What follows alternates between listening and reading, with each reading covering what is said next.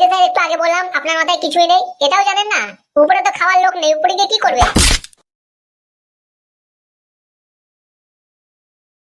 কি রে, ক্লাস শুরু হতে পারলো না, সব বকবক শুরু করে দিয়েছিস? হ্যাঁ তা কি করবো স্যার, গল্প না করতে পারলে তো স্কুল আসাই বৃথা। হ্যাঁ ঠিক আছে, নে হয়েছে হয়েছে, এবার পড়া ধরবো। যদি না পারিস না, সব কটা ছাল গুটাবো আজকে। আরে স্যার ঠিক আছে ঠিক আছে, কোনো চাপ নেই, প্রশ্ন আপনার উত্তর আমার, ধরুন। আচ্ছা ঠিক আছে, তুই বল, ঘড়ির কাঁটার দিক বলতে আমরা কি বুঝি? আরে স্যার আপনি কি পাগল? এ হারামজাদা, কি বললি? হ্যাঁ স্যার, ঠিকই তো বলেছি, ফুটোর তো ডিজিটাল ঘড়ি।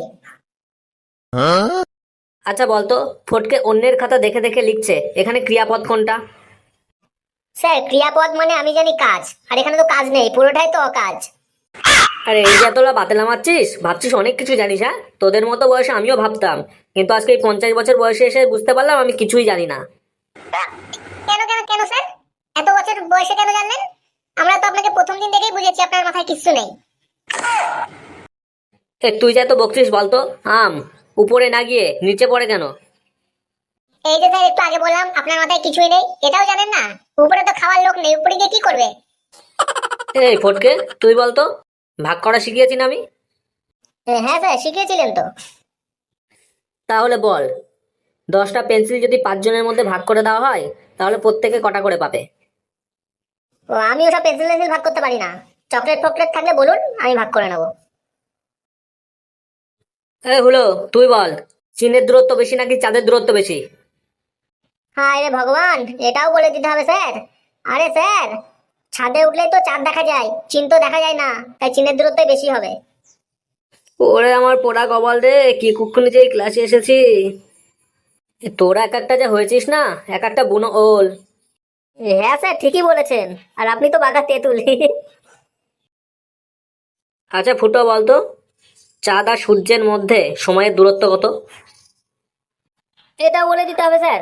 চাঁদ থাকলে সূর্য থাকে না, আবার সূর্য থাকলে চাঁদ থাকে না, আর দুজনে ওঠে 12 ঘন্টা পর পর, তাই 12 ঘন্টার দূরত্ব। তোরা না এক একটা পিস, সত্যি এক একটা পিস, বুঝলি তো? এই হলো, তোর নাকি পড়তে ভালো লাগে না, পড়িস না কেন তুই? এই কথাটা আপনাকে কে বললো? আমি তো প্রতিদিনই পড়ি। এই তো আগের দিন সাইকেল থেকে পড়লাম, কালকে স্কুল আসার সময় হোঁচট খেয়ে পড়লাম, এমনকি কালকে রাত্রে তো ঘুমিয়েছিলাম, সেখান থেকে আবার চৌকির থেকেও পড়ে গেলাম, আর আপনি বলছেন আমি পড়ি না? আচ্ছা ফটকে, তুই বলতো, পিঁপড়ে কি কি কাজে লাগে? আরে স্যার ফটকের কথা বাদ দিন, আমি বলছি কি কি কাজে লাগে। মা যেখানে যেখানে চিনির কোটো লুকিয়ে থাকে, যেখানে যেখানে চিনির কোটো, মিষ্টির বাটি লুকিয়ে রাখা থাকে, পিঁপড়ে ঠিক খুঁজে দেয়। এই দিন দিন না সব মাথা মোটা হয়ে যাচ্ছিস, বুঝলি? আচ্ছা ফুটো, তুই এবার বলতো, হুলো সেদিনকে চুরি করতে গিয়ে ধরা পড়লো, এবার ওর ভবিষ্যৎকাল কি হবে? এর ভবিষ্যৎকাল স্যার দুটোই হতে পারে। একটা, ও তো লোকের কাছে ধরা পড়ে খুব মার খাবে, নয়তো একদম কোটিপতি হয়ে যাবে। তোদের মুখে যে তো পাকা পাকা কথা, জানিস আমেরিকার ছেলেরা 18 বছর বয়সে নিজের পায়ে দাঁড়িয়ে যায়। হ্যাঁ, এ কি বলছেন স্যার? ওদের থেকে তো আমরা বেশি অ্যাডভান্স। 18 বছর লাগে নিজের পায়ে দাঁড়াতে, আর আমি তো 2 বছর থেকে দৌড়াচ্ছি। ওরে এ দাঁড়ানো সে দাঁড়ানো নয় রে, এই দাঁড়ানো মানে রোজগার করা, বুঝলি? আচ্ছা বলতো, ফুটো পরীক্ষায় ফেল করেছে, এর ভবিষ্যৎকাল কি হবে? হ্যাঁ স্যার, ফুটের ভবিষ্যৎকাল আমি বলে দিচ্ছি। ও লুকিয়ে লুকিয়ে বাড়ি যাবে, ওর বাবা দেখে ফেলবে, দেখলে মানে উদ্যম চালাবে।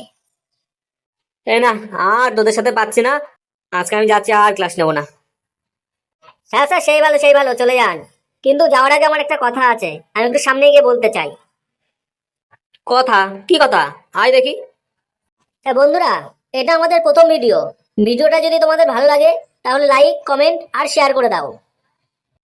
আর প্রতিদিন এরকম মজার মজার ভিডিও পেতে চ্যানেলটিকে সাবস্ক্রাইব করে দাও এবং বেল আইকনটি প্রেস করে দাও।